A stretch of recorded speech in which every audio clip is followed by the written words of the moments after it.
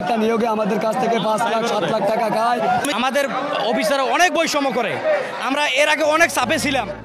চাকরি স্থায়ীকরণের দাবিতে সচিবালয়ে ভাঙচুর, শিক্ষার্থীদের সঙ্গে সংঘর্ষ ও সেনা সদস্যদের উপর হামলার ঘটনায় আন্দোলনকারী 350 আনসার সদস্যকে আটক করেছে পুলিশ। হামলায় জড়িত আনসার সদস্যদের বিরুদ্ধে মামলা প্রক্রিয়াধীন। সোমবার ডিএমপির রমনা বিভাগের উপপুলিশ কমিশনার মোহাম্মদ সরওয়ার জাহান এ তথ্য জানান।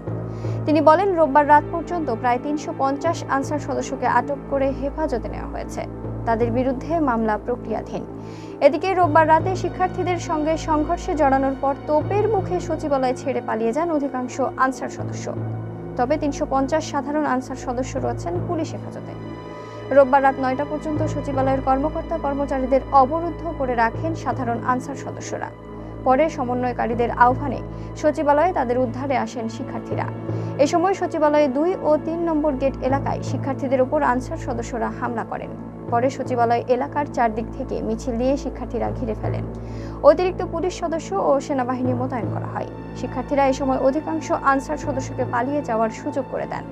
তবে পালানোর সময় বিক্ষিপ্তভাবে বিভিন্ন স্থানে হামলা ও মারধরের শিকার হন আনসার সদস্যরা।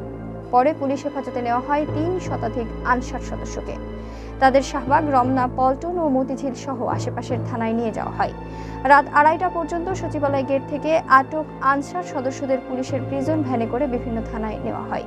এদিকে আন্তঃবাহিনী জনসংযোগ পরিদপ্তর আইএসপিআরে পাঠানো এক সংবাদ বিজ্ঞপ্তি জানিয়েছে, সচিবালয়ের নিরাপত্তায় নিয়োজিত সেনাবাহিনীর টহলের ওপর ইটপাটকেল নিক্ষেপ সহ লাঠি দিয়ে আঘাত করেন বিক্ষুব্ধ আনসার সদস্যরা। এ সময় 6 সেনা সদস্য আহত হন এবং তাদের একজনের অবস্থা গুরুতর।